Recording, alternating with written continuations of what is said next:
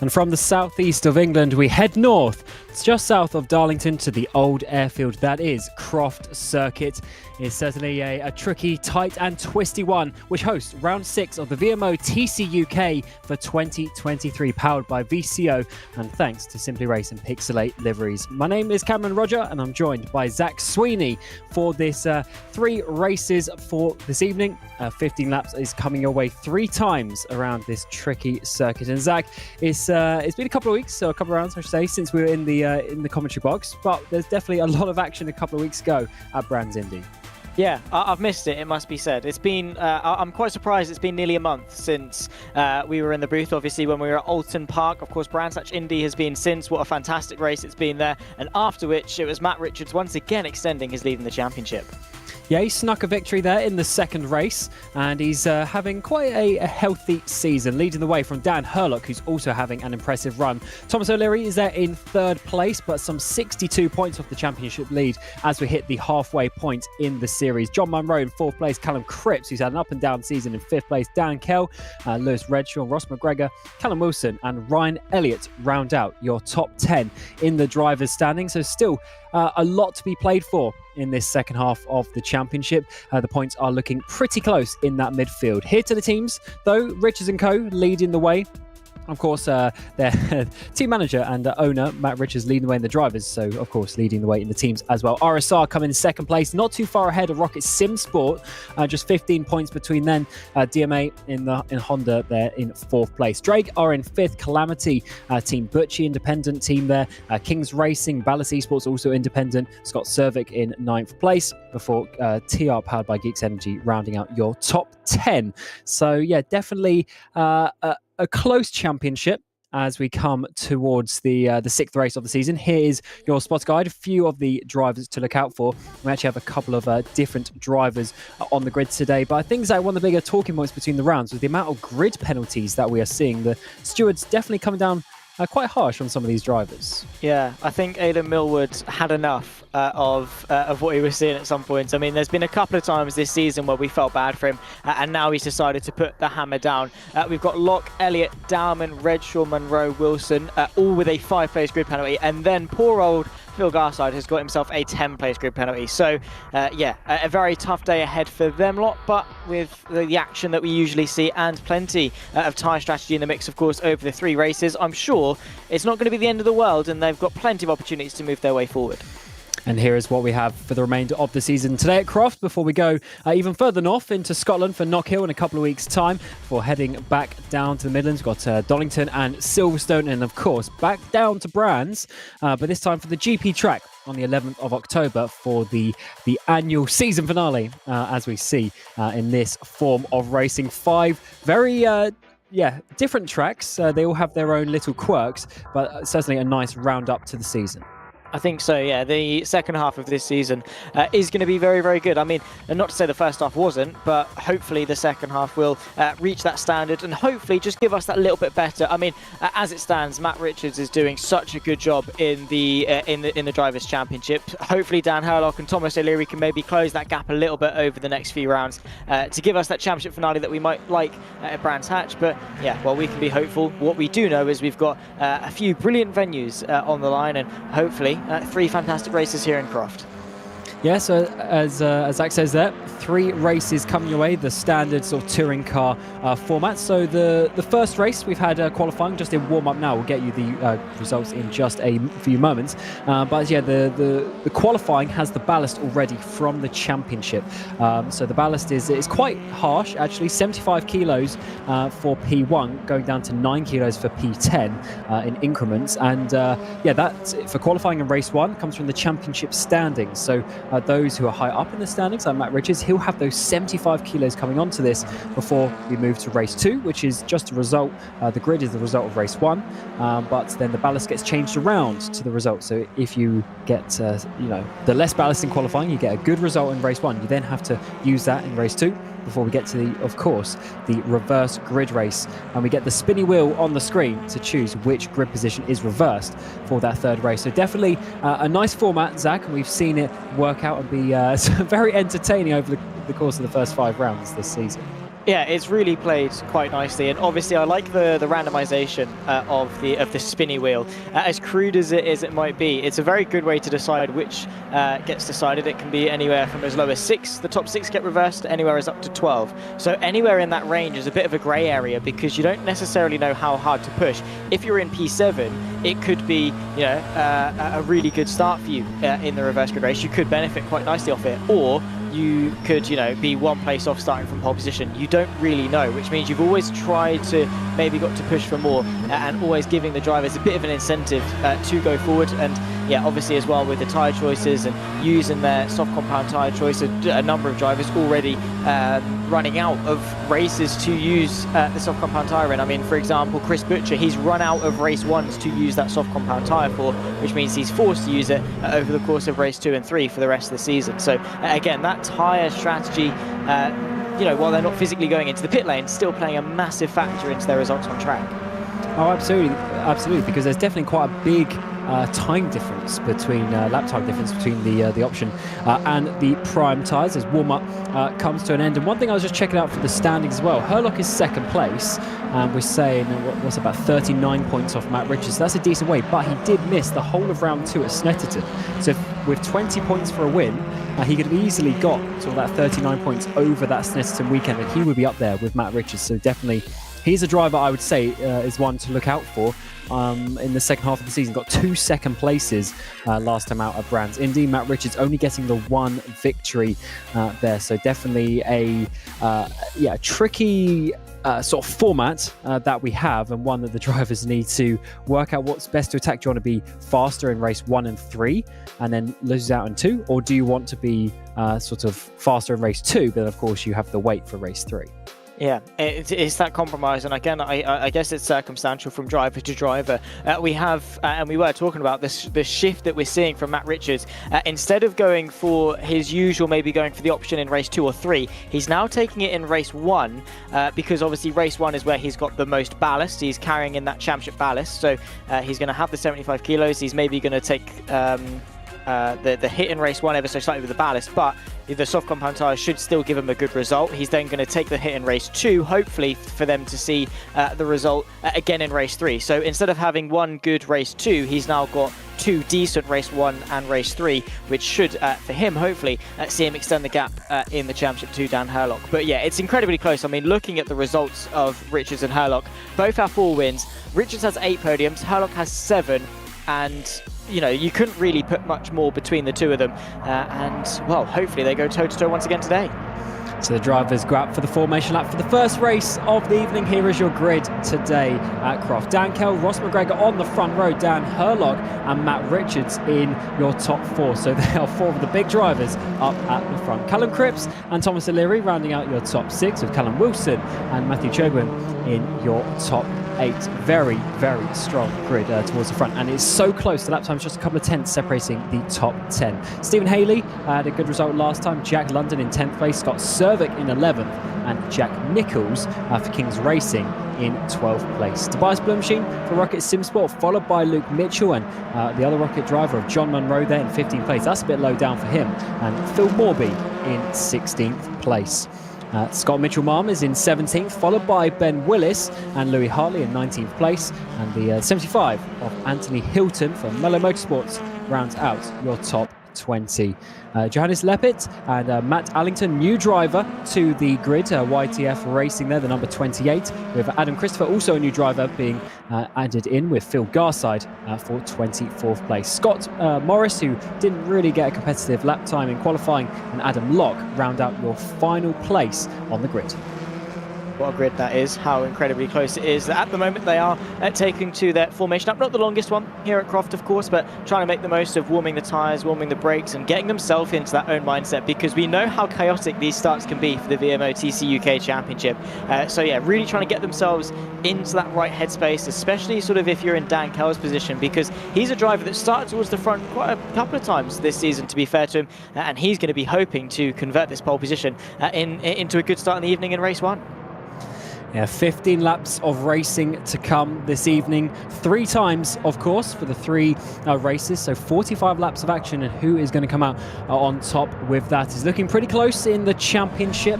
And as we enter the second half of the season, the drivers will be knowing that this is a crucial time to get those points to be in with a shout of some top positions when we get to Brands GP for the final race of the season in October. As the final driver, Adam Locke, lines up onto the grid, will get the 3 red lights, and then Dan Kell will be taking it away from pole position. He's got Ross McGregor alongside him. Who's going to get the launch? A long run down towards the first braking zone. It's certainly going to be a difficult one, and the lights go out, and away we go for the first race of the evening. Looks like it's been an absolutely horrific start for Ross McGregor. He's going to be under attack from Dan Herlock down in towards turn 1. He comes back on the braking zone though to retake that second place as they go single file in towards the first couple of corners. Contacted behind, that might be Hartley or O'Leary going for a spin. One of the Hondas is going around as the drivers try and work their way through. Cars off in turn 2 as well.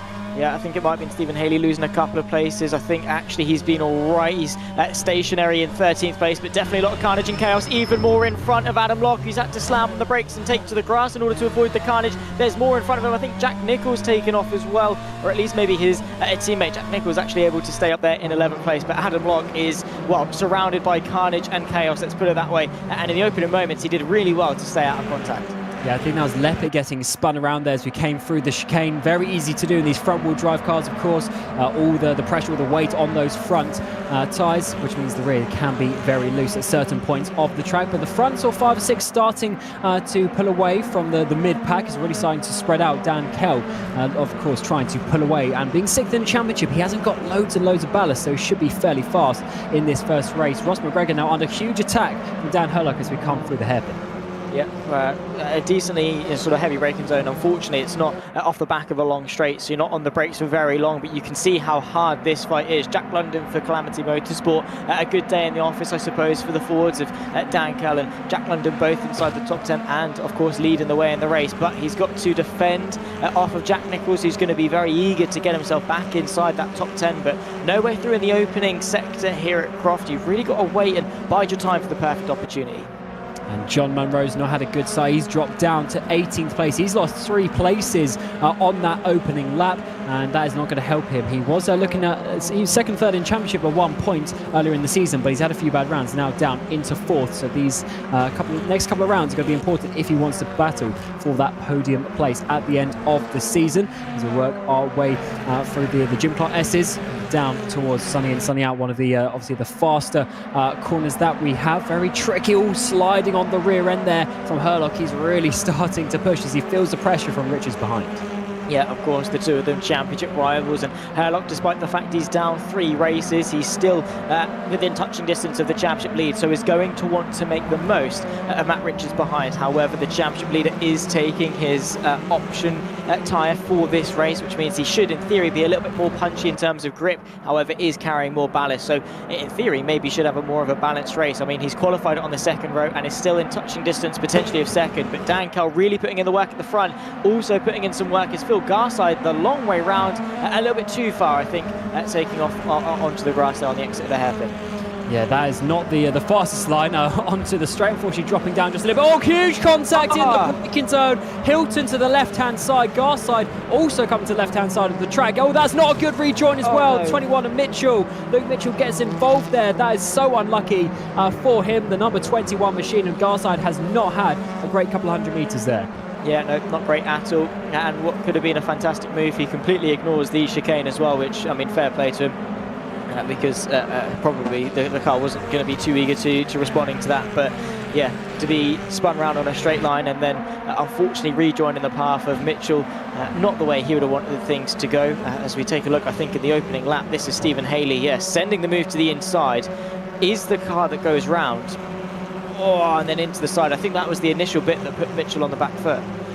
Yeah, it certainly was. As a couple of the rocket cars getting involved there. That's McGregor. It might have even been how Monroe lost some time there. Not the ideal situation. And those tyre stacks on the middle of sort of turn 2 and Hawthorne Bend and the chicane as well. They are actually solid. So they're literally concrete walls. So that's why some of the drivers are trying to avoid them.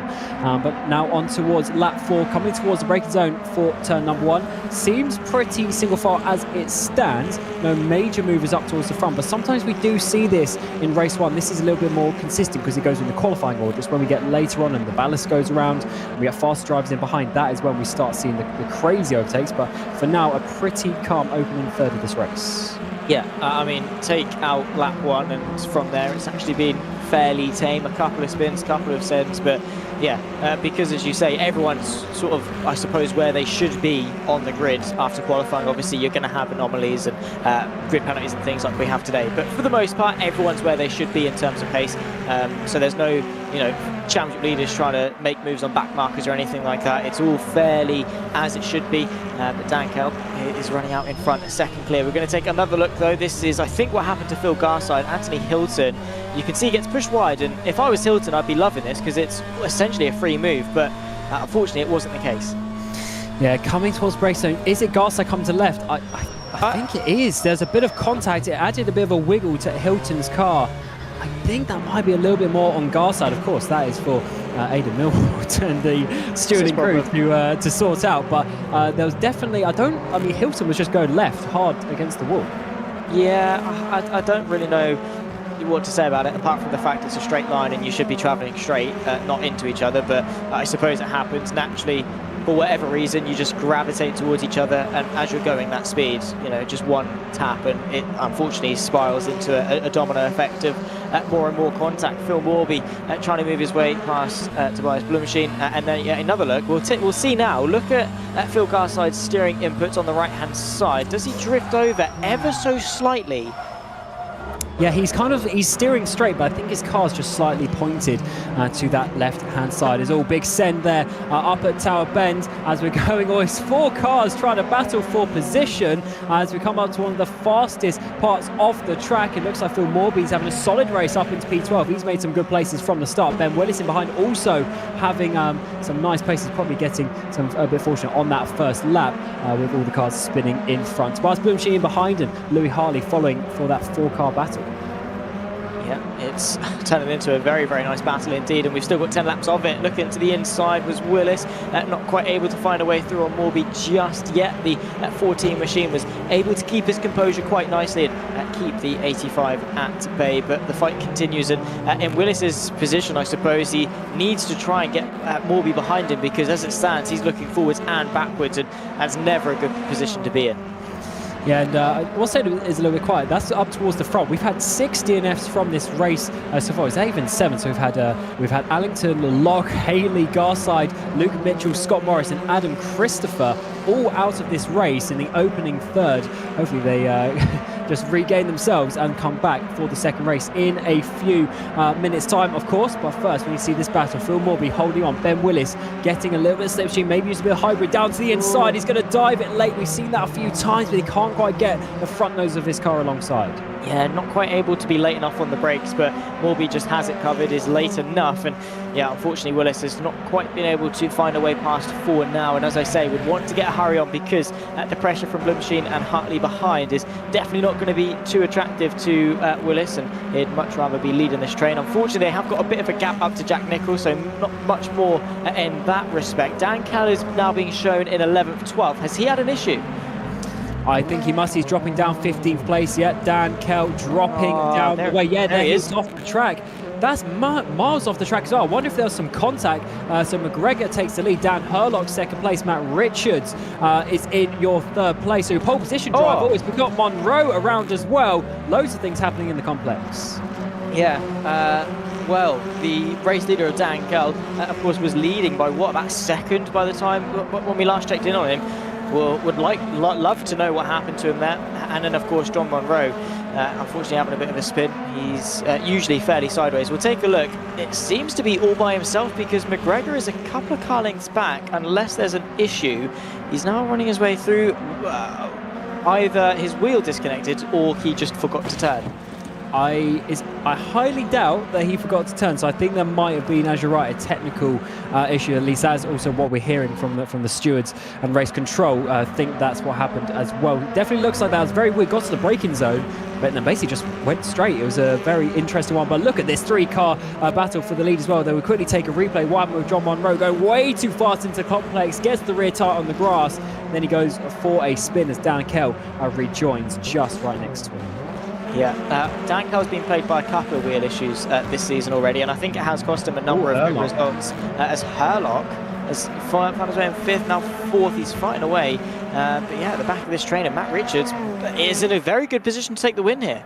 I wonder if there was an issue there again coming into the complex. Matt Richards was so close to Herlock coming out of sunning out that time around. And yeah, this is the images that we saw before the replay. Oh, almost 3 wide in towards the braking zone. Herlock, I think, had contact on the inside with McGregor, but was also potentially pushed from behind. Manages to save it really well. Cripps comes through, and then there's O'Leary going side by side. Scott Server getting in the background as well. And you're going to see here Herlock dive up the inside to regain that place, so 4th position. But Herlock there, championship rival with Matt Richards, losing a couple of positions. Are those points going to be crucial? Let's see, because Matt Richards is now going for the lead. Yeah, and of course this is going to put him in good stead for the rest of the evening as well. Matt Richards very much in a good position right now, and well, we'll wait and see if that's going to be the case. And Herlock's off again. He just went flying off the circuit there, and unfortunately he's rejoined the circuit and he's down to 8th place. So another issue has plagued the way of the man second place in the championship. Yeah, now London and Nicholls get past. We've got another drive, Zach Cripps dropping down. What is going on here at Croft? It was calm for about 5 laps. Now all sorts of things are happening. Kell, Herlock, now Cripps, all from the top battles are going out of this race potential, or at least going back. Cripps is obviously having some huge issues. He's out into the cornfields. Yeah, McGregor's lost the lead down to 4th place. We'll take a look as to what happened. Just duck and dive and finding the gap. There's Herlock in front. This is what saw him go off. Matt Richards up in a second, so maybe something to be looked at there. I'm sure Herlock is not going to be too happy about that one. And then back to the live action, Jack Nicholls, after being 11th place on lap 1 and 2, now finds himself inside the top 5, which is a mega result for him. However, he has got to try and keep London, Herlock and Wilson all at bay for the final 5 laps of this race. All the DNFs that we've had from this race, we have Blumsheen, Cripps added on to that. Cho wins a lap down, so he's obviously had some damage repairs or something in the pit lane. And as you say, Jack Nicholls now on the screen, taking advantage of all of this. Some good driving, but also getting some free positions up into 5th place. I think it's about 12th place he started, so 7 gained already. Here it is, Cripps going wide. There's Herlock in the background. Is he blown his engine? I think he's blown his engine, smoke coming out the back of that car. Yeah, that is not fun. I'm guessing these cars don't have downshift protection. Could he have just spammed it down too quick? Yeah, I think just too fast on the downshifts, over revving the engine. And unfortunately, that is not the fastest way to drive, because even though you might gain just that tiny bit, a few thousands, a couple hundreds in the braking zone, if you DNF and you blow up your engine, then the amount of points that you're losing from that is absolutely crazy. So Scott Servick and O'Leary, so this is absolutely all change in the front. Matt Richards has had further issues. Thomas O'Leary, as we come into lap 10, leading the way from Scott Servick. That was a battle for P5 and 6. All sorts of things happening up towards the front. Here is Dan Hurlock just going too wide through Barcroft onto the grass, similar to what John Munro did a couple of corners later. So absolute flip-flop race we're seeing here at Croft. Yeah, and just got confirmation. Yeah, of course, these cars don't really have downshift protection. Some people might be familiar with it. If you try and do it, the car will beep at you and say, "No, you can't do that." It physically won't let you downshift. In these, it's fair game, and essentially you're just free to money shift. You go to too low of a gear, spins too much, car revs up and pop, and that is as easy as it is. It can be just maybe being too nervous, your left hand shaking a little bit on the downshifts, and your race is over. Or you touch the grass and go flying off at high speed, which is the case for Dan Hurlock, who, to be fair, still continue on and still in 6th place. We've got 5 for the lead, however. This time it's O'Leary and Sovic, and, well, O'Leary did a fantastic job of holding the lead. However, Sovic goes off and wide and brings McGregor back into the mix.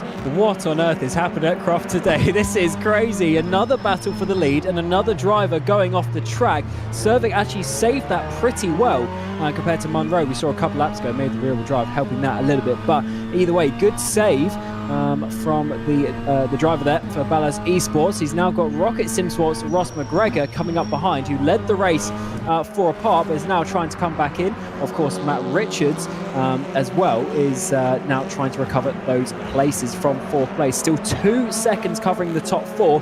Very close battles. It's all over the grass. O'Leary is coming out of the chicane.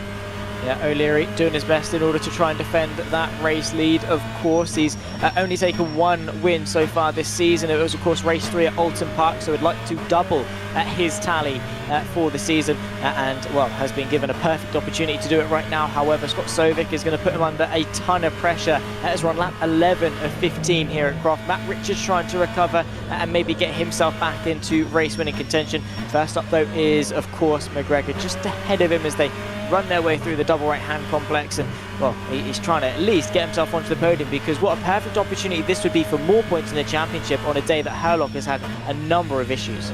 And remember, this race, of course, is the starting order for race 2. So those who have had issues will be starting from the back. And that's especially bad for people like Cripps, who are, of course, one of the top 5, top 10 drivers in the standings. Blowing your engine means the best he's going to start is P18. And that is really not going to helping him at all. Dan Kell, who had issues earlier, he's down in that 12th place. Munro is in behind him in 13th. So all change. And even Hilton was having contact earlier. He's in 11th place. Such is the way that this race is going on to lap 12 now. It's just 4 laps to go, including this one. O'Leary still leading the way. Servic is not letting him go, but McGregor is slightly dropping off the back of these top 2. Yeah, ever so slightly, and that is, of course, not going to be to the pleasure of Matt Richards at all, who is going to be hoping that McGregor could bring him onto the back of the top 2. However, I think they're both going to be riding on the fact that the top 2 could potentially battle in the closing stages to then bring themselves back into contention. But for now, it seems that O'Leary and Sovic have got it covered. Thomas O'Leary looking fairly composed, fairly clean in his driving, but Sovic, after that mistake, I think seems hungry as ever to close the gap again. Yeah, Servic's been having a pretty solid season so far. It's just he's only done 3 events, which is why he's a little bit further down in the standings. So we're wanting to get a proper podium result round the outside of the complex up into the hairpin. No, not quite, but at least putting O'Leary offline a little bit. Such a tight hairpin, you have to remember as well, so you can easily get a bad run. But coming onto the front straight to start lap 13 now.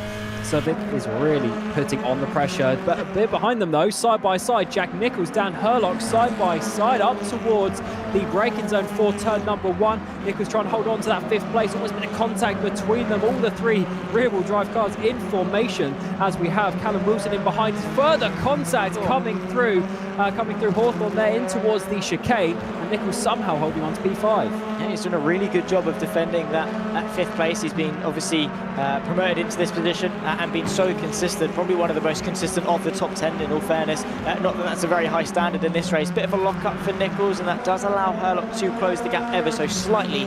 But it does not allow him an opportunity to go for the move. But yeah, Herlock is going to want every point he can get out of this race. Yeah, it certainly is. The championship is not in his favour as it stands. Matt Richards a couple of places up the road, and talking of him, he's looking to get Ross McGregor up in towards complex side by side almost again for the race lead. The top four putting on the action here at Croft, which is absolutely great to see. Servik coming through the complex once again, tries to get a run in towards final corner. Oh, further contact with Herlock and Jack Nichols. They go off into the complex. We had about 5 or 6 cars off at that corner, and this time the two Infinities go around. This has been an absolutely crazy race at Croft. Yeah, of course, you know, both still inside the top 10, but yeah, not where they would have wanted to be at all. And it's unfortunate for Nichols because it was a really good defence up until that point. We'll take a look as to how it happened. Nichols, of course, in the blue and yellow. Herlock just in behind the RSR Infinity, and just a massive squeeze takes them both onto the grass, and both off into the infield. That is the biggest squeeze, as you say, I've ever seen in my life. Nichols leaving absolutely no room, and Herlock going for a gap that also was basically not there, and closing very fast. So not the ideal situation. That shows you just how hard they fight. Let's look at this again from Herlock's on board. He goes to the left-hand side. There's about 90% of a car width. There's just about a car width now. Then Nichols closes him off completely. Of course, a bit of contact rotating the car as well, but still, that was some hard battling there between the pair of them. Of course, they go off. Herlock is in 7th, Nichols down to 9th. Well, that, again, I suppose you play stupid games, you win stupid prizes. Thomas O'Leary and Sovic having a very fun game out at the front, but they've got to be careful. McGregor and Richards closing the gap. Bit of a battle in behind as semi-defensive into the hairpin goes McGregor, and he retains 3rd place. But O'Leary and Sovic both pushing the absolute limits onto the penultimate lap of this race. Now the final, lap 15 of 15. It all comes down to this. O'Leary's defended for the best part of maybe 6 or 7 laps, and now he's got to string it all together for one final time here in race 1. Who's going to get the first 20 points of the evening? O'Leary's held on for the previous 5 laps or so. Servik's been doing a good job, but O'Leary seems to be very good in his defence. Servik doesn't need to look in his mirrors too much. McGregor isn't close enough, and Richards I don't think is going to be doing too much there from 4th place, but O'Leary now just half a lap to go. Not a long left lap to go at all, and I think O'Leary has punched it into overdrive a little bit. He's been able to build a gap of a couple of car lengths and has now stretched his advantage ahead of Sovic to about half a second or so. Matt Richards is going to be pushing as hard as he can to add to his podium tally of the season, and well, he's got Ross McGregor just ahead of him if he wants to be able to do that, pushing as hard as he possibly can, searching for the gap, but unfortunately no way through as it stands for the championship leader. Thomas O'Leary, if he keeps it clean, I think this is his to lose. Yeah, he's definitely got a couple of car lengths there, and for Matt Richards, 4th place is still a good job. It's still extending his lead in the championship by 3 places as it stands to Herlock. Contact as he comes through the complex, maybe a move in towards the final corner. He's gone for it. Huge send down the inside. Contact. McGregor leaves him no space. Side by side to the line. It's going to be O'Leary taking the first race of the evening. Servic in 2nd place. Who is going to get 3rd? No, it looks like it's going to be McGregor just about on the exit of the final corner. Matt Richards, he tried everything there to get past, but that was just a little bit too far back, and I think in the end possibly just gave that place up, because that would have been a bit of a dirty move in the head. Yeah, he licked it, he stuck it, he sent it, and unfortunately it wasn't quite delivered in the end for Richards. It was a very good effort, but McGregor just had it covered and was like, nah mate, you're not doing that, not today, Sonny Jim. And he finds himself taking that 3rd place. Hopefully we see more of that over the course of the evening. Race 2 and 3 yet to come, and a very chaotic way to open up the evening here in Croft, it must be said. But well, Thomas O'Leary is going to be elated as to the fact that the number of people that had issues. Yeah, what a crazy race. 17 drivers finishing. That is not the type of stats that we want with 26 starting this race. We've got Sherwin here coming through the final couple of corners. He's 2 laps down, so fair play to him. So continuing after obviously having some crashes and some issues, but that is race 1 done here at Croft. Oh my God, what an opening to the evening. This is going to be a great spectacle, I think, for the next 2 races coming up. Here is your results though. Thomas O'Leary from Scott Servic in that battle in the final couple of laps. Ross McGregor just holding on to Matt Richards for 4th place, for 3rd I should say. Matt Richards in 4th. Callum Wilson there, the other Richards & Co driver inside your top 5. Jack London, solid result for him in P6. Dan Herlock, after all of the issues, somehow ends up in P7. Phil Morby in 8th, that's a great result for him. Jack Nichols will be disappointed after being up as high as P5, ending in P9. Louis Hartley rounding out your top 10 after 15 laps of action. Anthony Hilton is in 11th place. Dan Kell, your pole sitter, in 12th. John Munro, 13th. Leppert, who was around on that first lap, in 14th. Mitchell Marm, Ben Willis, Churgwin round out your drivers, finishing the race at all of your DNFs. Cripps, Blumshine, and Allington. Allington on debut this season, starting with a DNF. Adam Locke, Stephen Haley, Phil Garside, Luke Mitchell, Scott Morris, and Adam Christopher also on debut in P26. That was some absolute scenes, and it is just going to continue. So we'll be back in a few minutes for the second race of the evening.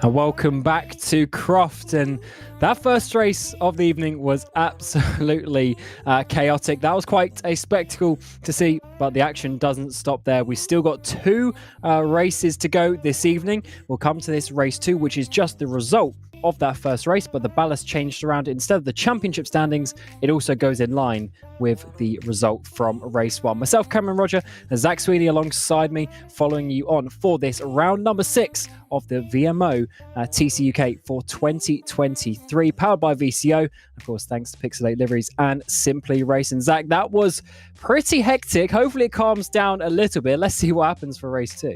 Yeah, fingers crossed it's going to be maybe a little bit calmer, but still the same level of excitement and sense. Let's try and see if we can compromise it a little bit and maybe have less carnage, but this, more excitement over the course of race 2, which, maybe hopefully there should be. But yeah, race 1 was definitely one we're not going to forget anytime soon. And well, bring on race number 2. Let's see what we got in store. Yeah, absolute scenes. We had all the drivers going off the track, and at pretty much every corner of this Croft race circuit as well. There aren't loads of corners around this track, but all of them were being used and being used too much in certain ones. Especially, Zach, that area at the complex was quite something. We saw a lot of drivers, though. We'll just get to the grid for this second race. Of course, formation lap coming your way. It looks like of course, Richards and Co's car there. As it stands, a couple more drivers to come on to the grid, and they'll be going for the formation lap. But it was certainly such a difficult race to work out what was going on, and hopefully they all just calmed down that little bit. Of course, with the ballast that's going to be added into this one, it's something that is going to, sort of change the dynamic a little bit. So there's going to be the drivers at the front, they've got the most ballast. They'll be slower during this race. Thomas O'Leary, Scott Cervic from your front rows. Ross McGregor and Matt Richards follow in behind. Matt Richards, of course, your championship leader, and will be looking fast today. Callum Wilson and Jack London round out your top 6. Dan Hurlock and Phil Morby, your top 8. Dan Hurlock second in the championship. He needs to get some points. And once again, we'll have less ballast this race. Jack Nichols and Louis Harley round out the drivers with the success ballast. Anthony Hamilton 11th, Dan Kell in your 12th place. Pole position man, but he'll be looking to get into those reverse, or stay in those reverse grid spots, I should say, for race 3. John Monroe in 13th place, and Johannes Leppit, Scott Mitchell-Marr 15th, and Ben Willis in 16th place. All these drivers we wanted to just sneak their way to reverse grid pole. Churgwin and Cripps round out your top 18. Tobias Blumschein and Adam Christopher inside your top 20. Then Adam Locke, Stephen Haley inside your top 22. Phil Garside and Luke Mitchell for your top 24. And then just one row remain to date. And the final driver is going to be Ryan Elliott. So it seems like we've had one of the drivers dropping out of this race. I think it might be Scott Morris. Yeah, Scott Morris hasn't shown up for this second race. So Zach, is certainly going to be a different dynamic coming into this one. What are your predictions for it? Well, I don't know, because you can't really put your finger on anything exactly to happen. You could say, oh yeah, driver X would win, or maybe driver Y would win, or whatever. You just never know, especially after off the back of race 1. You can't put your finger on it. What I can sort of maybe say for certain is that there is going to be battles, there is going to be carnage, there is going to be chaos. There is always going to be something to look at, whether it's the fight for first or the fight for 21st. We don't know. All we do know is, as I say, is there's going to be plenty to look forward to over the course of the next 15 laps. And well, Thomas O'Leary, he's one of those drivers that you can you can tell that once he's in a good mood, once he's confident, he's not really going to shy away from it. However, he has now got to carry 75 kilos of ballast, which, well, we'll see how eager he is to defend, or how capable he is of defending with that extra weight. And of course, with the tyre options coming into it, Matt Richards, he was actually on the options in that previous race. That is why, another reason why he was looking so fast. But Ross McGregor in 3rd place, he's got his options this time around. And it's certainly going to be a bit of a difference coming into this battle. So let's see how this one works out. Coming towards the second race of the evening, round 6 of TCUK for 2023. We've got Thomas O'Leary, Scott Cervic on the front row. Let's see them resume their battle that they had in race 1. Race 2 gets underway. Who gets the launch down towards turn number 1? It looks like it might be Scott Cervic. He's looking very strong, coming towards the braking zone for turn number 1. Can he take the lead all the way around the outside? But Thomas O'Leary holds it down to the inside, but also getting drivers more spin to the background. Phil Morby goes around. Ross McGregor comes up the inside in towards the chicane. He's going to be taking second place away from Cervic. What a start that is.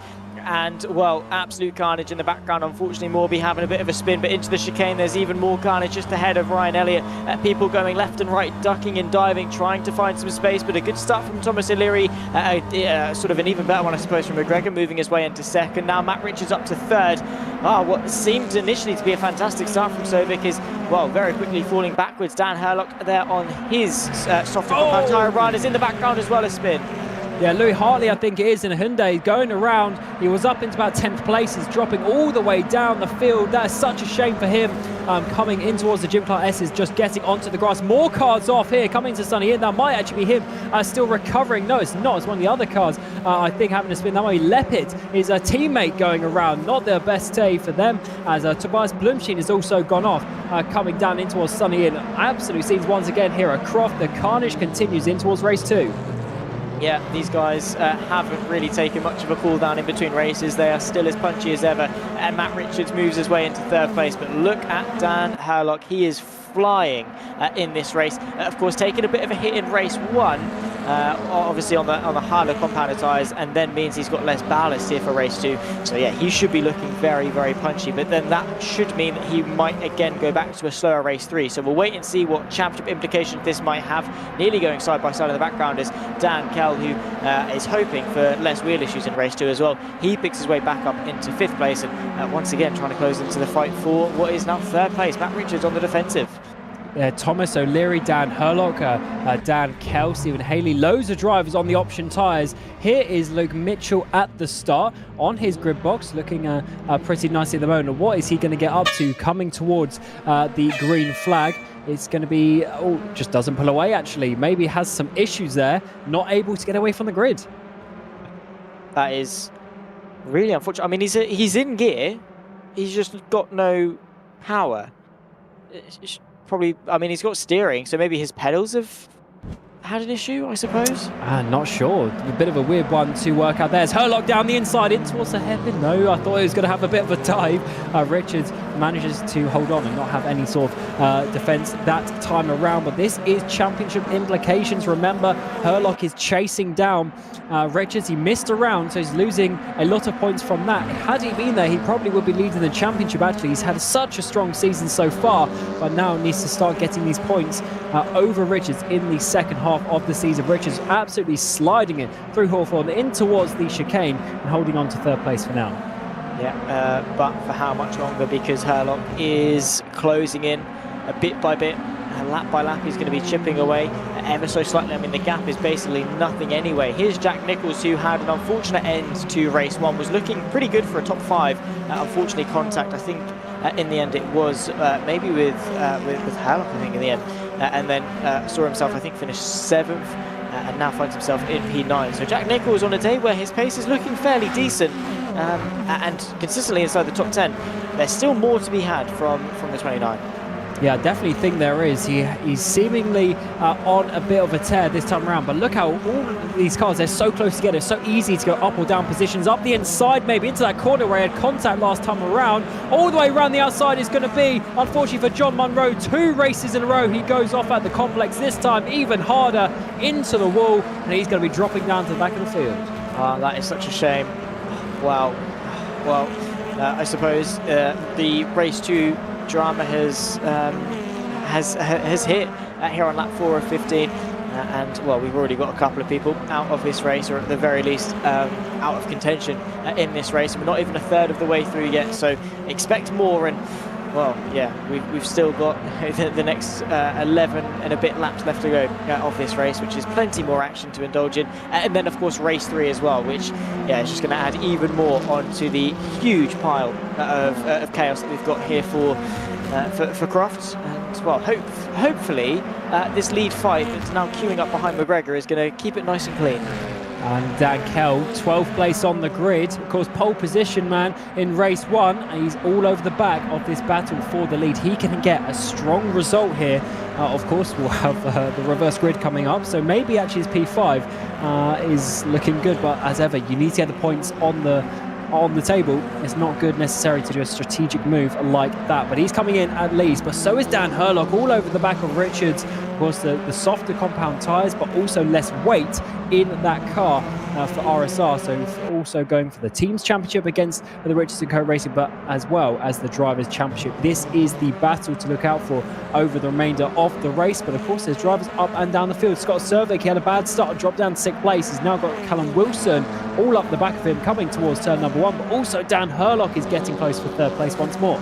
Yeah, he looked to the inside there, trying to go for the up and under, heading his way in towards turn number 2. Unfortunately for him, Richards was able to close the door and very well defend that 3rd place. But now we've got a bit of a run towards Tower Bend. And in the slipstream, you can see Daniel Herlock forcing the champion to go defensive. The RSR machine goes to the outside. Has he got the agility to go the long way round? A bit of a slide on the exit and invites Dan Kell on the way through. And the Clementi driver, well, he's not going to be waiting around for an invitation. He finds his way up into 4th place. I thought Herlock was going to be absolutely sliding off the track like we saw him do a couple of times last race. He managed to save that one very, very late on the brakes, but does, as you say, drop a place to Dan Kell as the Ford works his way up into 4th place. Coming down into Sunny, and once again, such a tight corner. Cervic goes a bit wide. Wilson goes a bit tight, actually sliding the rear end with Jack London in behind. Then we've got the 2 Kings Racing. First is going to be Jack Nichols all over the back there of the Clementi driver, coming through the complex. Such close racing here at Croft, and you can just see how easy it is with these tight corners. You can really get a run on someone up the inside, maybe for Wilson. Goes into the back of Cervic onto the front straight. Side by side it is. Yeah, but a bit of a slide there from Wilson unfortunately puts an end to that. But Cervic unfortunately continuing to go backwards for him after what was initially a really good start. I think the outside line into turn 1 has put him on this downward spiral through the back end of the top 10, and now they're queuing up behind Wilson, ready to take their turn at the BMW driver, who works his way through the chicane and is hopefully for him going to be able to keep that 6th place. But he's got to be very careful because Wilson, London, Nichols all waiting in the wings ready to attack, but also Callum Wilson has to be careful, and that's the problem when you queue up behind maybe a slower driver or a driver that's going to be slightly easier to overtake. It is, well, you've got 4 cars behind you all waiting to have their turn, and if you don't get a move on, Cam, they're all going to take you as easy pickings. Absolutely. If you start getting overtaken, especially for Cervic here, one reason why he's struggling is because he's probably not used to this weight. It's a lot of weight to add on, even with 2nd place. It's quite a big difference from your normal weight that you have, and if you're not used to it, you can start slowing down. And also, actually, just generally, the car is slower.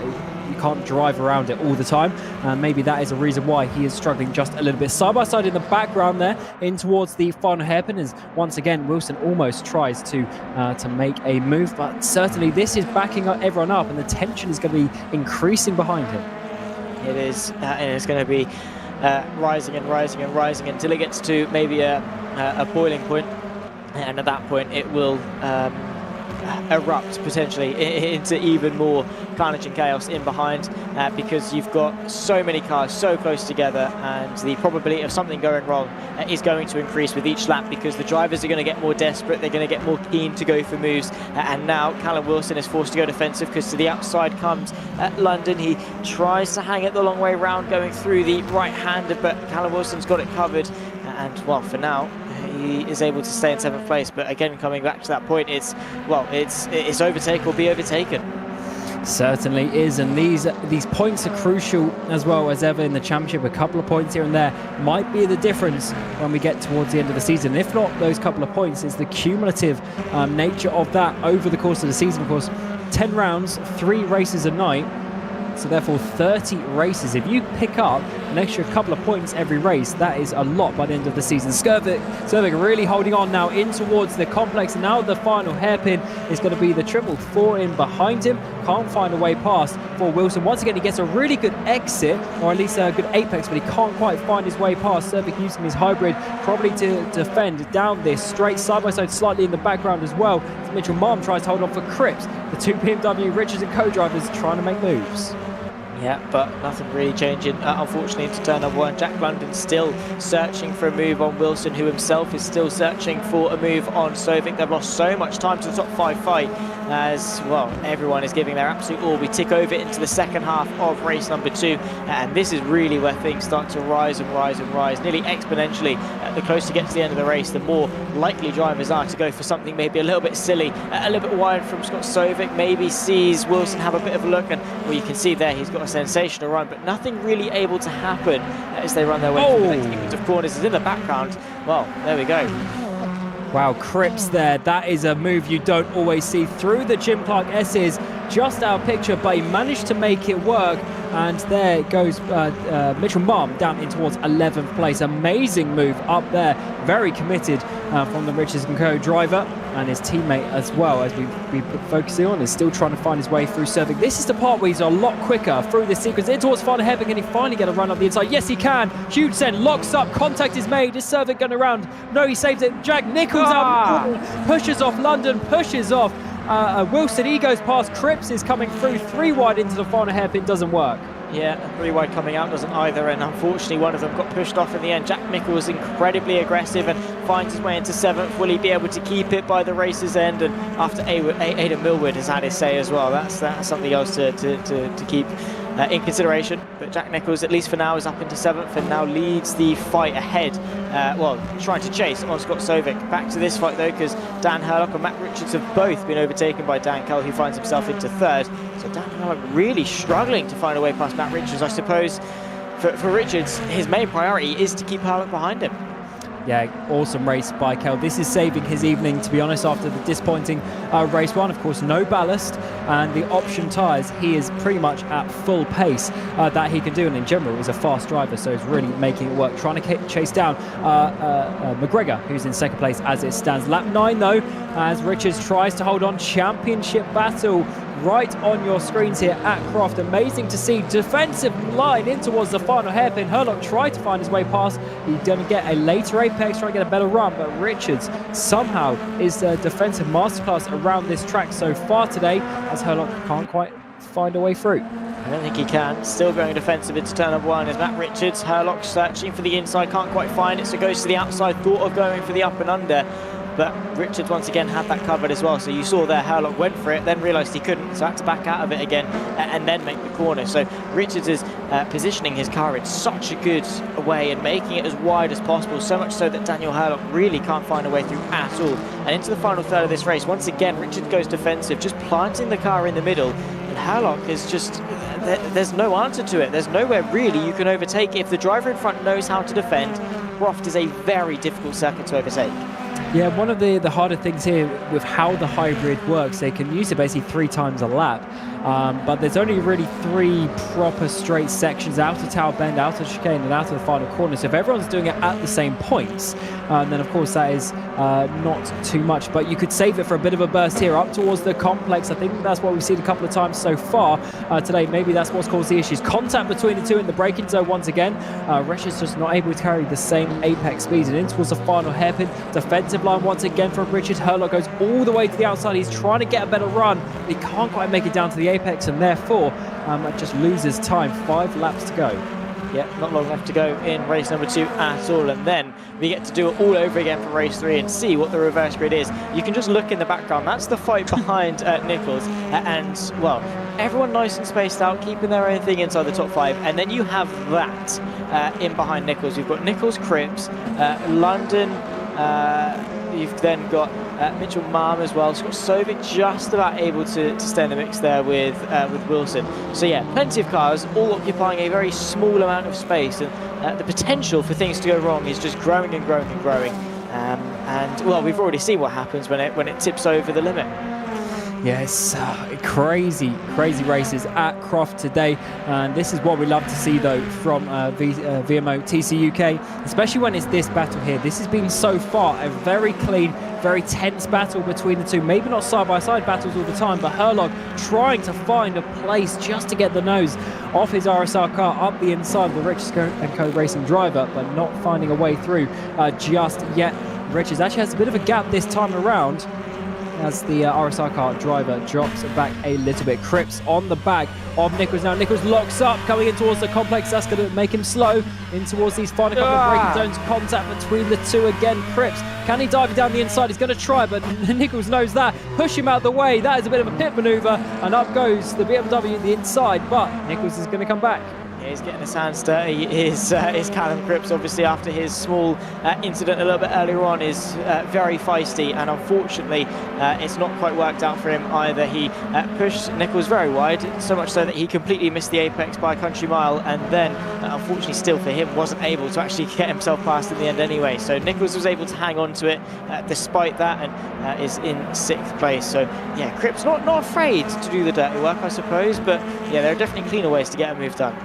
Yeah, that was quite something, and I think potentially giving that place to Nichols, because Nichols was quite a way ahead when we got to that first corner, even though I was expecting him to get a bit of a bad run, being pushed out of the way. So definitely some touring car style love taps coming the way, but when we start seeing pushing out of the way, that is when it starts to get a little bit over the limit. So let's try and keep it clean, boys. Coming in towards the final couple of laps of this race, Nichols holding on, Cripps in behind. He's all up the back of that Infinity, coming through, sunny out. This might be the run that he needs, and yes it is. Nichols goes, he spins from 6th place, and Cripps goes through, and so does London, Mitchell, Wilson as well. Where is Nichols? He's all in the fields, coming back onto the track. Yeah, Jack Nichols going for a bit of a Croft safari on the infield section of the circuit there, and well, that I suppose that's the problem with driving the rear-wheel drive car, because again, the rear wheel touched the grass, spun a bit quicker, had that imbalance, and around he went, unfortunately, and yeah, put an end to what could have been again a very, very good race for him.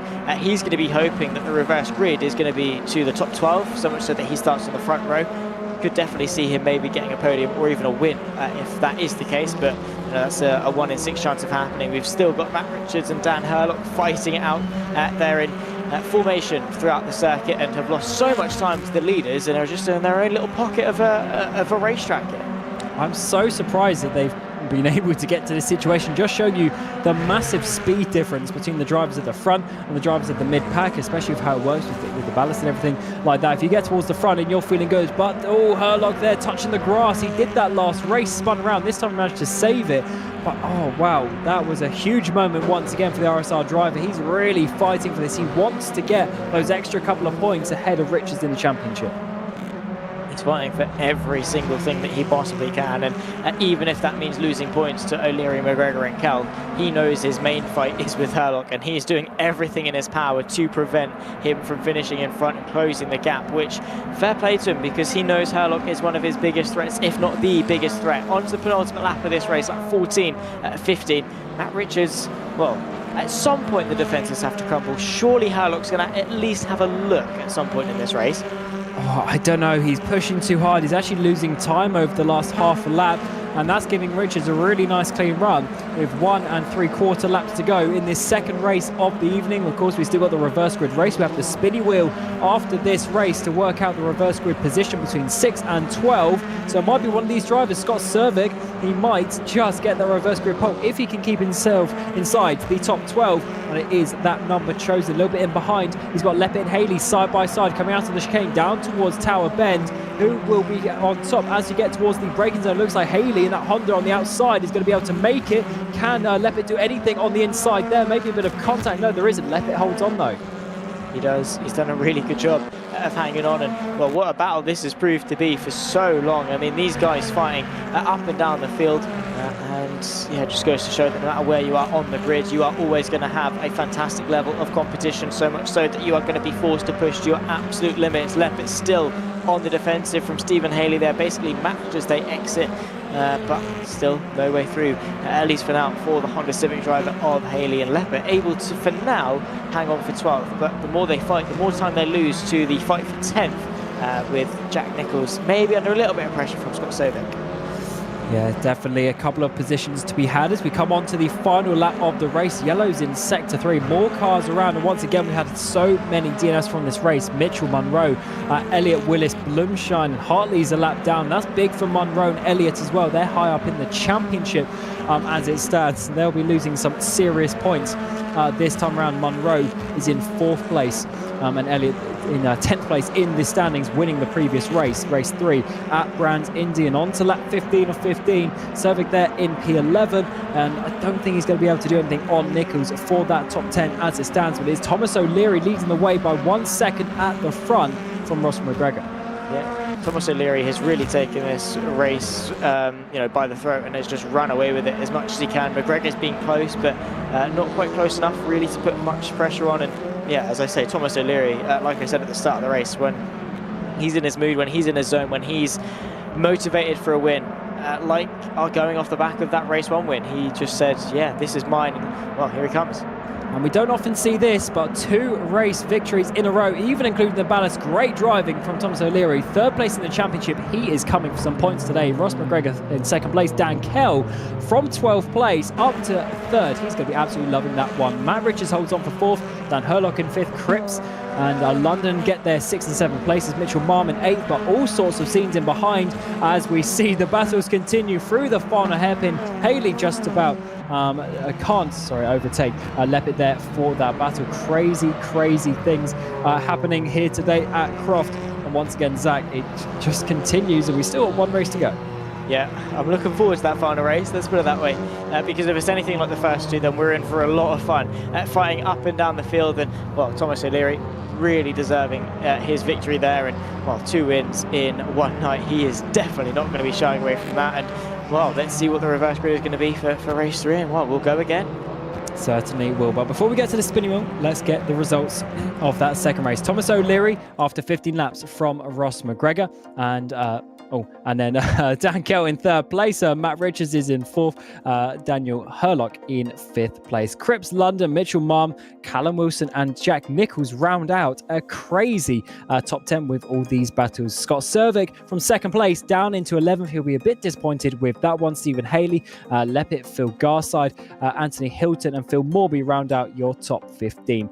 Adam Christopher Churgwin and multiple other drivers there finishing off this 2nd race, and definitely once again not quite the standard of racing that we would hope. 5 DNFs in the end, as we were mentioning, the big names of Munro and Ryan Elliott, race winners and podium place winners as well, but unfortunately coming a cropper to Croft. Here's the spinny wheel though, P6 to P12. Who is going to be getting the reverse grid pole? That is what we are here to find out, and it is going to be top 6.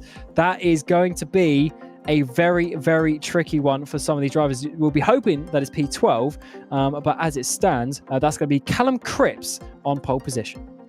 Wow, bring it on. Race number 3, here we go. Certainly indeed. So we'll be back in a few minutes. We'll be bringing you through the action for this race 3 reverse grid race for round 6 of the TCUK 2023 here at Croft.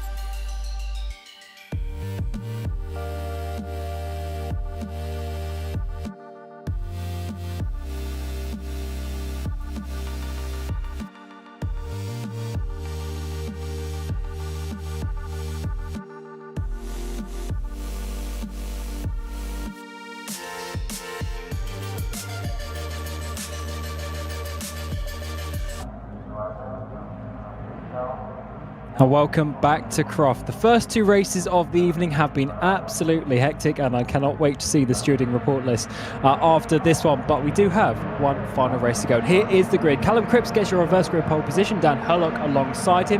Championship leader Matt Richards just in behind with Dan Kell, your pole position man earlier, and podium place driver in 4th place. Ross McGregor and Thomas O'Leary round out the reverse places before we look at the results for race 2. Jack London and Scott Mitchell-Marm rounding out your top 8 places on the grid. Callum Wilson in P9 with Jack Nichols for Kings Racing in P10. Scott Cervic in P11 and Stephen Haley, who's having a pretty decent round today, up there in P12 for DMA. Phil Garside in 13th place, Anthony Hilton in 14th, Phil Morby 15th, and Adam Christopher on a debut today for Quatermass in 16th place in the Cupra.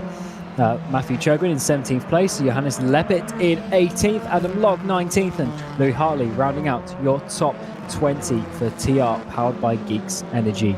Tobias Blumschi, not the evening that he would have wanted, down in 21st place. Ben Willis, Ryan Elliott, John Munro rounding out your top 24. A couple of drivers down there you would really expect to be higher up. In the final places on the grid, Luke Mitchell and Matt Allington on debut today for YTF Racing, not having the best day that he would have wanted. Let's hope he can have a final few rounds, a strong final few rounds of the season. But Zach, 15 laps to go tonight at Croft. What are you expecting? It's been absolutely crazy so far. It has been incredibly crazy.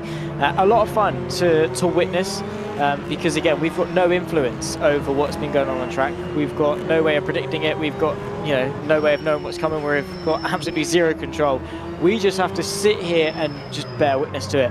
And these guys are doing all the talking on track. And wow, it's been an interesting display. Let's put it that way. Definitely up there in terms of rounds this season. And well, we get to do it for 15 more laps of racing. Top 6 reverse grid, of course, from race 2. Yeah, bring it on. Yeah, Croft has been quite something. But what is going to happen in the final round of the day? Final race of round 6 for TCUK 2023, powered by VCO, of course, thanks to Simply Racing and Pixelate Liveries as well for coming on board this season. Matt Allington lines up, but it'll be Cripps and Hurlock on the front row, Richards and Kell in behind. You've got your championship rivals. Who is going to get the run up towards the first? Is going to be Hurlock from 2nd place, potentially getting the run. He's on the racing line in towards turn number 1. Cripps already losing the place, I think, as we come down side by side. Matt Richards around the outside of turn 1. Is he going to try it as well? No, he's going to slot into 3rd place. Dan Kell, though, on the inside in towards turn 2, has to back out of that one. He made Matt Richards scare himself in towards turn 2, though, but it looks like we're single file in the back. Yeah, I think everyone's settled down going through into the chicane because, well, that is essentially the only thing you can get away with, and even that is on the limit, essentially. But Dan Hurlock leading the way. That's wide there from just ahead of Matt Allington. Rejoining the circuit is the Rocket Simsport car, and the YTF Racing making some very abrupt manoeuvres in order to avoid any contact. Single file for the majority of the top 10. They run their way through the left into the right. And Thomas O'Leary not being able to really make much progress forward, the race 2 winner, not really able to get himself inside the top 5, but plenty of racing yet to come. Absolutely, 14 and a bit laps to go. It is going to be one hell of a ride. I would expect his drivers down the way, all swapping over positions. Definitely something happening, potentially something else a bit further back. Oh yes, it is. It's Tobias Blumschein. He was the one dropping down and making the tower go a bit crazy at the bottom there. He's not had the night that he would have wanted. Dan Kell off the final corner gets a bit of a run, but once again, Richard seems to get that drive in 2nd, 3rd gear out of that final corner. Dan Kell, though, all up his rear bumper, goes to the left-hand side in towards the first braking, so Richards covers him off, but in behind, is it going to be O'Leary making the move on McGregor? No, can't quite find a way past. Of course, these top 6 being reversed, which means also the success ballast follows that as well. So O'Leary with the most weight in it. It's coming through turn 2 on that in the previous lap, though. Where is the contact going to be? Oh, it looks like it's at Munro, I think it was, dropping down. So there goes his teammate coming past. Absolutely not what Munro would have wanted. He's been in the grass every race so far. Yeah, which has really not been his day. It started off bad, of course, with that 5-place grid penalty from qualifying. From last round coming into qualifying, and then it's just been downhill. He even came into the YouTube chat to say it's not really been his day. We take another look. This was Tobias Blumschein on the back maybe of either Nichols or Mitchell, and well, does a 720, 1080. Oh, nice, 3 spins, and then hits the barrier and continues on. Then he's joined by someone else as well, just ahead of him. So yeah, plenty of carnage, plenty of spins, and a lot of it is happening down at that corner. Yeah, that was a bit of a combo bonus there for all of the special moves that he was putting in, but unfortunately that does not give you the points in TCUK. It is winning the races, and so far it's Dan Herlock. Awesome launch, leading the way in a 20.6 fastest lap of the race as well, trying to pull away and stretch the gap at the front. That is really not a bad time indeed. Cripps is trying to follow him in though, and trying to do his teammate a favour, of course, as we're mentioning Herlock and Richards, championship rivals. Cripps, teammate of Richards, can get involved and take points away from the RSR driver. He can, but he's got to pick his way forwards, get ahead of him first if he wants to take some points away. But there is still, 12 and a bit laps left to go this race, so plenty of time in order for him to do it. The fight here as well, Stephen Haley under a bit of pressure from the team at Garnica of Phil Morby, and look at how close he is to the rear end of that Honda Civic, going through the left and into the next braking zone. Not quite able to get close enough, I don't think. A lot of understeer, in all fairness to him, really using the majority of the circuit on his way in. And look at Stephen Haley all over the track in terms of the braking zone. So yeah, the comfortability under brakes is not quite there in some of these cars. Yeah, we've definitely seen a lot of drivers making mistakes in the braking zones today. Don't know if it's specifically this track, or I'm just having a couple of issues. It's certainly a tricky one. There's no easy corner around this Croft circuit, and there's quite a few unique ones as well. It's really an old airfield, of course, turned into race circuit. Probably about 80 years ago now, such as time does fly, and it's certainly one of the older ones in the country, and certainly enjoying that. There's a car a bit slow in the background off that final corner. Didn't quite see who it was, but at least someone offline out of that final corner. Can't see anyone dropping down the way, so it might just be defensive driving. I see Dan Kells drop down the field quite a lot. He's in P15 place. Ryan Elliott up towards 14th place as well, so definitely some movers there in the midfield. But as it stands, we've just seen this lead being stretched and really opening up the battle in the top 10. Yeah, it's not quite been as chaotic in the opening stages amongst the top 10, but you know, touch wood, never say never, because yeah, that's what we said at the start of race 1, and that's what we said at the start of race 2, and look what happened. So yeah, I'm sure there's still plenty to come, but yeah, it has been stretched rather thin in terms of battles. I mean, the 2 leaders are close, and Richards just sort of, I mean, he's on the back of him ever so slightly, but then McGregor's about a second and a bit back. O'Leary on the back of him there. So I suppose they're just, you know, in their own little couples, I suppose, you know, spread across the top 10, and then of course you've got a bit of a pack behind to round it off all the way back to Scott Sovic. But yeah, in front of him, not really much happening apart from Thomas O'Leary looking to go to the outside of Ross McGregor. No way through for now, but despite the fact he's carrying a lot of ballast and is now back onto a harder compounded tyre, Thomas O'Leary is not shying away from some good battles. He certainly isn't. Matt Richards, though, with the fastest lap of the race, so still in that 3rd place. It is not over for the race victory. The race is definitely long enough to chase down a driver, you can definitely sort of work your way a few tenths up at a time. The gaps aren't that big. And then behind, we've seen the 2 Kings Racing cars getting close. They've been close all night. Scott Mitchell 7th place, Jack Nichols in 9th, and separated by Wilson in that 8th place, coming down towards Tower Bend. And O'Leary, he's had such a strong evening so far, getting a couple of race victories. That is something that we really do not see, being able to hold on with that weight ballast in the middle race, and now trying to chase down McGregor. But McGregor, less ballast in that car, and he's also been looking fast this evening. He has been, and once again it's proving that here in race number 3. I mean, yeah, it's not quite been a race win or anything like that. I mean, I think he was on the top 2 rows in qualifying, so definitely has got the pace, and is proving that. But yeah, it's not quite been able to string together properly for McGregor so far. He's going to be hoping for that to change. Maybe the top 3 to battle quite hard and to bring him back into contention so he can fight for the podium. But that's going to take a mutual effort from both himself and Thomas O'Leary to hold their horses for their battle and just wait and see what can happen in front. Because, well, at the moment, maybe it's 2.5 seconds onto the back of Matt Richards. That is going to very quickly close if he begins to fight with Cripps. Yeah, we need to see how it unfolds. But for McGregor, until this moment, before this evening, he only had 1 podium to his name, which was the second race of the evening. That is a huge off there. A little bit further up is that Cripps potentially going off. Richards is up into second place, up towards the front of the field. So Richards is starting to come back at Herlock in this final race of the evening. I'm not sure if that was Cripps making a mistake or if Richards just is the faster driver out of the teammates. Maybe so. It wouldn't, be a massive surprise. Cripps is a very, very quick driver. Look, Mitchell actually trying to get the up and under and move his way past Dan Cull, who, it's Phil Garside he's fighting with. Dan Cull is about a couple of seconds up the road. But talking of Dan Cull, actually, down in 15th place. I mean, yes, he's been plagued by wheel issues, but yeah, not the place I'd expect to be seeing him. Yeah, I definitely think that issues further. Talking about issues though, Matt Richards, he is dropping down 8th place now. Your championship leader has gone off. This is going to be some huge points difference to Dan Herlock up in the lead of this race. I wonder if that was a mistake by himself. He was getting close to Herlock, but there was still a bit of a gap there. So maybe finally the championship leader makes a mistake this season. He's been flawless pretty much from start to finish, but oh yes, it was a bit of a mistake, and a bit of a slide there, goes wide on the exit of Sunny Out, just like Jack Nichols, over the bumps, goes for a spin, and that is multiple spins around, somehow ends up facing the right way. Yeah, 1080 again, similar to what we saw a little bit earlier on, I think, from Bloomsheen.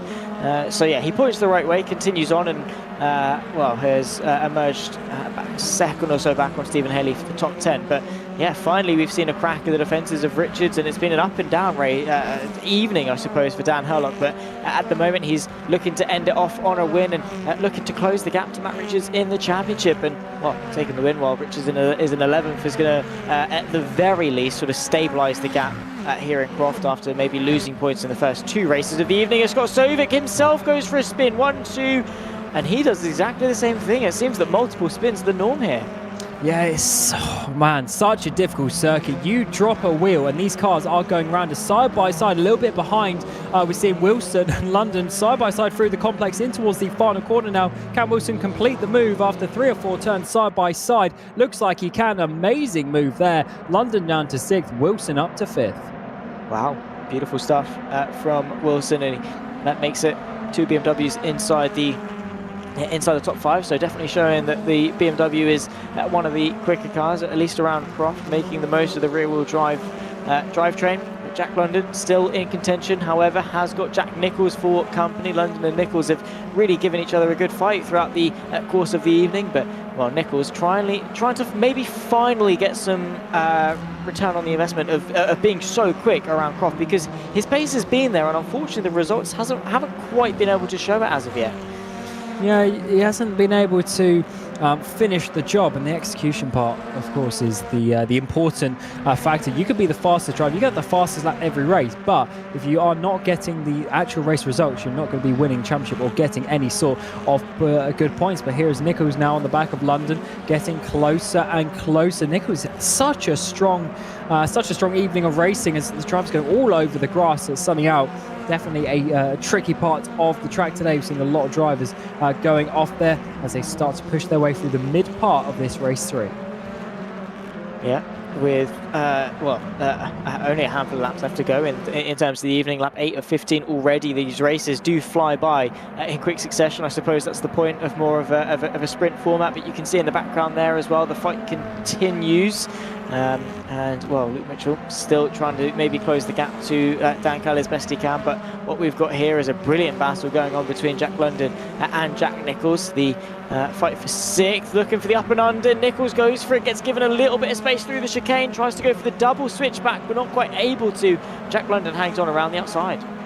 Oh, this is getting close between these drivers. He unfortunately drops back, but I think he will be able to get back up there. But for the race lead, Cripps now, he dropped back into 3rd place. His teammate vacated that position, and now is a one-on-one battle. Cripps versus Herlock. Herlock leading the way from the start. He got that launch, got into 1st place, but now is having to defend. He's been a bit wobbly, a bit all over the place so far this evening. He's been off the track multiple times, but can he get this race victory? As it stands, he's going to be gaining a lot of points back to Richards. By coming through the complex, he goes wide, he gets onto the grass just like he's done before, and Cripps goes through for the race lead. Yeah, still plenty of race left to go and plenty of opportunity for Herlock to maybe to go on a counter-attack, but a huge mistake, and Cripps ate that up and said thank you very much, was not going to waste that opportunity, and well, finds himself now leading the way. Cut back to this fight though, Thomas O'Leary has taken 2 of the 3 victories so far this evening, and finds himself once again trying to stay inside the top 5 and score some really strong points tonight.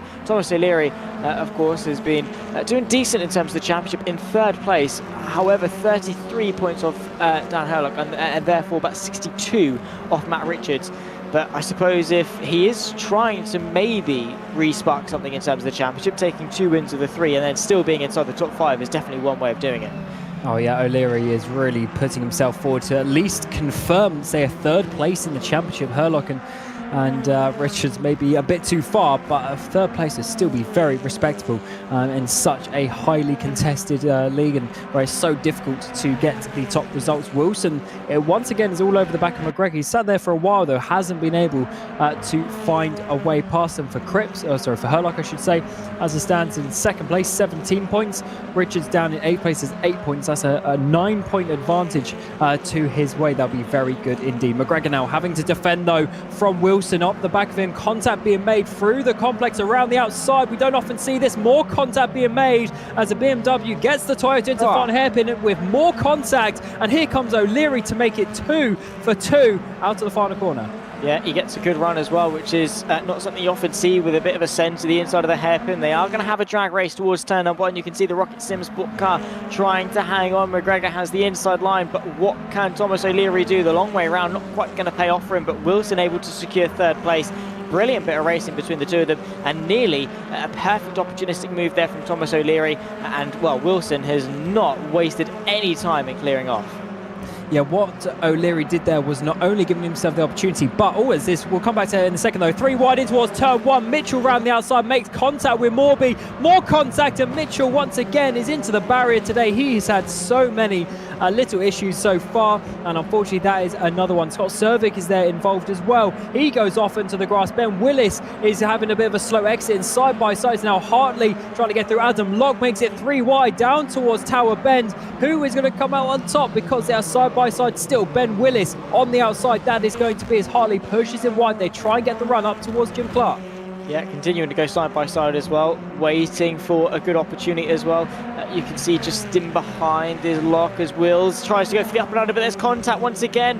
And look there to the inside goes Locke. He's going to thread the needle through, have the inside line. Wills has got the outside of that red and black BMW. He's able to hang on, but oh my goodness me. Now Louis Hartley gets the up and under, forces the gap open, and still running side by side. He's got Sovic as well, trying to pick the line, trying to commit some place through in order to find a gap, and continuing to go side by side. Louis Hartley not giving this up without a fight, as the fight for 4th as well continues on.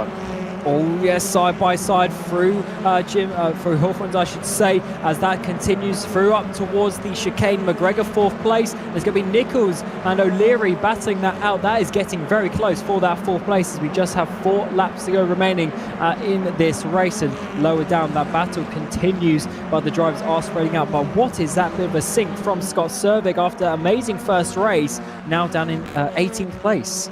Yeah, he's just been falling backwards, really. I mean, starting from the front of race 2 and then tumbled down. I don't know what's been causing it. I think maybe just losing rhythm too quickly, maybe not quite having the race pace, but his potential definitely is there. We now follow Jack Nichols as he's got Thomas O'Leary now finding his way past. A very easy move, a bit of a tap maybe to send Nichols wide, but O'Leary again finds his way up now inside the top 5, and Matt Richards looking to the inside of Jack London. Bit of a slide as well from the championship leader, trying to make the most of his recovery and score as many points as he possibly can in this race to limit the closure that Dan Herlock is going to get in race 3. Yeah, if he can get these 4 extra positions, That's going to be an extra 5 points for him, which could be very big in that battle with Herlock by the time we get towards the end of the season. So definitely look out for that Richardson co-driver to be making some moves in the final 3 laps of the evening here at Croft. It has been an eventful one. There's been a lot of contact. There's been a lot of spins for individual drivers as well. It's been pretty crazy, to be honest. And let's see how this one finishes. Matt Richards trying to get the run now on the back of London down towards Tower Bend. Can he make a move up the inside? He's going to have to be decisive. He's going to have to be late. And he does so up the inside. The space is left for him up the inside. And he makes it stick just about on the exit. London can't hold on. Yeah, he's not quite been able to. But again, still a couple of laps to go, so we might still see something yet from the Ford driver to maybe spark himself back into contention. You can see there Thomas O'Leary getting a little bit argy-bargy with Ross McGregor. Once again, the fight for 4th as Wilson has taken off and left these guys in the dust to fight for the scraps of 4th place. O'Leary there on the left-hand side of your screen. That's the right-hand side of the circuit. It's the long way round. Ross McGregor gives him the space. It's the inside line once again for the Civic. The 59 machine now once again has the outside line as they run their way in towards the final corner at the hairpin. Is he going to go for the switchback? No, he's not. He's got to be so careful though, because Nichols tries to get the run and unfortunately not quite able to find a way past. Can McGregor hold on for 2 more laps? Look at the drivers lining up behind him, trying to take that 4th place away. The top 3 have absolutely gone up the road, and it is now the 4th place is the highest that they can all get in this time span. O'Leary, he's had a couple of wins. Can he make it? All top 4s throughout this event here at Croft. He's been trying the whole race, this race 3. He's been trying, but he can't quite find his way past. Richards actually was getting pretty close to Nichols, coming down towards town. Maybe use some of the hybrid around the outside is going to have to be. The 2 drivers continue to be side by side. Bit of contact between the 2. We know Nichols likes to race hard. And up towards Jim Clark. Is Richards going to have to just about back out of it? No, he's going to keep it in there. Side by side between the 2. Round the outside of the King's Racing driver. Contact is made and Nichols loses the place. Yeah, he's fallen victim once again and fallen back into 7th place. A bit of a lock-up once again, so London may be looking for a way through soon as well. But yeah, Nichols very aggressive on the inside, bit of contact, nearly sent him sideways, spearing off into the barrier, but he's able to hang on to it now with just over a lap to go. Jack London looking very threatening in the rear view mirror of the Infinity. But has he got the line maybe into the hairpin? Not quite close enough on this occasion, but look at this, we've got 5 cars still all within contention of 4th place and 1 lap to go. Last lap time, last lap of the evening, side by side up towards turn 1. Can O'Leary make it? He's making McGregor think about it, at least in towards the first braking zone of the lap. That is one done, just a few more to go, a couple of kilometres. McGregor goes wide though. O'Leary's going to take advantage up the inside in towards the chicane. No way McGregor's going to be able to hold that on the outside, and Richards is going to absolutely love this one up the inside as well. He gets O'Leary. McGregor cuts the chicane, holds on to both of those places. He's going to have to give that back. And so we're going to see Richards get up. Oh, huge contact. Nichols in towards the barrier. He goes off. What's happened there? Yeah, he's just then spearing off. He's lost the rear wing and has lost his chance of any good position in this race. And once again, 3 races in a row, it's been great potential for Nichols and unfortunately not a very good delivery. Whatever happened just there, he's not going to be very happy about it. Not long left to go in this race, of course, between Callum Cripps and Dan Herlock, and I think Cripps is just about going to hang on to it. Herlock led for such a long time. He got the lead in turn 1, but it was Cripps in the end who managed to make the overtake and get in front. And Cripps takes the race lead and the race victory here for race 3 of 2023. Croft round 6 for TCUK. Herlock in 2nd place, Wilson in 3rd, and Richards will take 4th place after an amazing final couple of laps, making up 4 places and really recovering some good points for the championship. Thomas O'Leary, amazing evening from him in 5th place. McGregor will take 6th from London in 7th place. Ryan Elliott will recover to 8th place. That's amazing for him considering he was right at the back after race 1. And the final couple of drivers come out the final corner, including Scott Cervic. After a 2nd place in race 1, will get 15th to finish the evening. And the worst result, of course, for Sovic, but with his pace, he definitely would have wanted more. This is Jack Nichols. He unfortunately did not have the best of races whatsoever, running his way a little bit wide. This is, of course, with his fight that he saw a little bit earlier on. There's McGregor going slow, and that is the contact that caused him going off. Just the car in front going slower than he expected. Yeah, Nichols also kinked to the right. I think that might have been in an overtaking opportunity as well, but just slightly misjudged it. O'Leary is trying to keep it safe with the whole situation with McGregor going up. And yeah, that was certainly pretty messy coming into the first few corners of the lap. And you see there the massive tyre barriers just in the background covering off that chicane, making it so difficult. But here's your results for the final race of the evening. Cripps and Herlock taking the 1-2 with Wilson and Richards in behind. So 3 Richards and co up in the top 4. I think that's probably the first time this season where they've all had a good race at the same time. O'Leary in 5th, McGregor in 6th place. London Elliott's round out your top 8. Haley and Mum rounding out your top 10. And it's, of course, been an incredible 45 laps of action. And Anthony Hilton will get P11 like he got in the first race of the evening. Churgwin in 12th place. Garside and Willis in 13th, 14th. Scott Cervic in 15th with Adam Locke in 16th place. Jack Nichols will, I think, get 17th in the end, but looks like Louis Hartley is getting that as well, with Morby and Leppit there rounding out the second page of results. And onto the final page, you've got Allington and being the final car to finish with the DNFs of this race being Mitchell, Christopher, Dan Kell, Blumsheen and Munro. So big day for Munro, losing loads of points in the championship. Rocket Sim Sport as well, not having a good day. Dan Kell from 6th place in the championship, he lost points. So Zach, this was a very crucial evening for the championship, and I think the standings are going to look quite different next or a couple of weeks time when we get to Knockhill. Yeah, they're going to be interesting. I think I'm looking forward to seeing exactly what the gap is, because Matt Richards had not a standout week, but a couple of good results. Herlock, his pace was there and it was very, very strong, but again, not quite able really to deliver on it. So maybe it's balanced that a little bit. Maybe Herlock's closed the gap. Maybe Richards has been able to open it a little bit more. But yeah, it's still very much wide open into the tail end of the season. So Herlock gained 4 points in that race. In the previous one, he lost 2, so that's a net 2. And I'm trying to remember race 1, and I think they were pretty close as well, but Richards was ahead. So I think Richards overall, I think the gap might be basically the same, which is okay, but we still have 4 rounds left. We've got Knockhill, Donington, Silverstone and Brandsack. So what are you expecting coming into those final 4 rounds? Well, more of the same, probably, from what we've seen here at Croft. People chucking moves down the inside, leaving absolutely nothing on the table, and, well, just pushing the limits as far as they can. And sometimes, yeah, we're going to go over them ever so slightly, but would rather them, push too hard or not push at all. And, yeah, fingers crossed for a barnstorming end to the season. And, well, hopefully there can be a little bit more of a fight in the championship, because while Richards and Howlock are going toe-to-toe, we need a bit more of a discrepancy between the two, just so Howlock can reclose the gap, and then it starts to mean something like a little bit more. And next race specifically, we get to Knockhill, which is, of course, one of the tightest tracks on the calendar. It's going to be so difficult to overtake. But we do actually have a couple of drivers to come and speak to.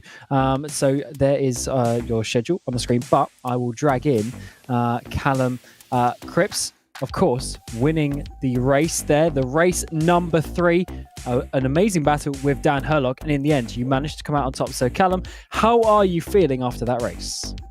Oh, it was a bit of a roller coaster, really, wasn't it?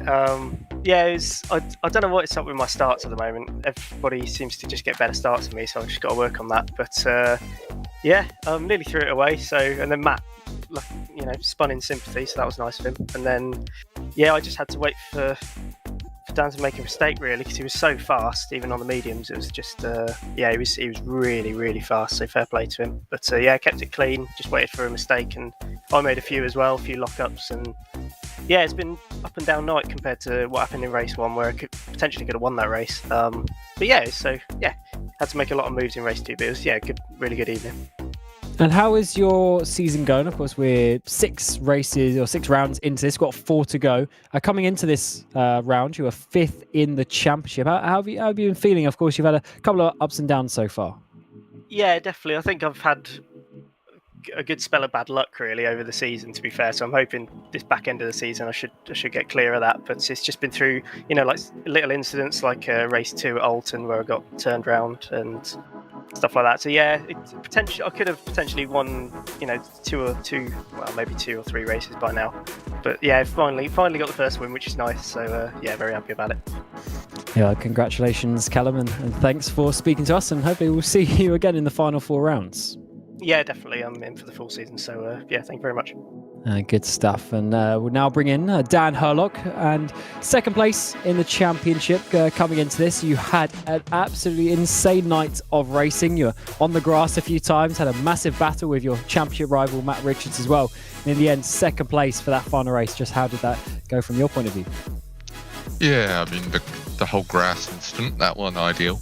But yeah, considering we had to build a new setup in very short time that race, because our old one would just spit us off into the grass constantly. So it's not too bad. It was faster than I was expecting, to be honest. But yeah, I guess with Matt doing his little pirouette in race 3, it's not too bad, points-wise anyway. Yeah, it's not the championship's not been going too badly for you, and actually coming into this event, you were tied with Matt Richard on the wins for the season. You're 4 apiece coming into tonight. And what do you think you can do coming into the final round? You've got 4 rounds left of the season. Of course, you unfortunately missed Snetterton, so you lost a few points there. But do you think you can grab those extra points to at least challenge Matt coming into Brands GP to finish the season? Yeah, hopefully. Missing Snetterton obviously wasn't the plan, as I had to be rushed to hospital that day. But you know, the goal is to catch that very stubborn defending Mr. Richards, who is very fast as well. So it's going to be difficult, but we'll do our best to put on a show at least. Yeah, we've been enjoying it so far. So good luck for the final few rounds. Yes. And lastly, we'll bring in Matt Richards, of course, championship leader. For once, actually made a bit of a mistake today, or a couple of mistakes, Matt. It was a little bit of a tricky evening for you. Just how was that for you? Yeah, not too bad. As Dan pointed out, the change in a few of the physics meant that we had to build a few different bits into the setup just to consolidate a few things. But there was still a few little bits left in, and unfortunately caught me out. Yeah, sent me for a little bit of a pirouette, as it was named. Yeah, decent evening. Gained points on Dan in race 1 and 2, lost it all in race 3. But you know, just trying to keep the gap that we've got, and just build it forward. And looking forward to Knockhill, of course, an even more tight and twisty, tense track to race at. How are you looking forward to that, or not, just with sort of the nature of that circuit?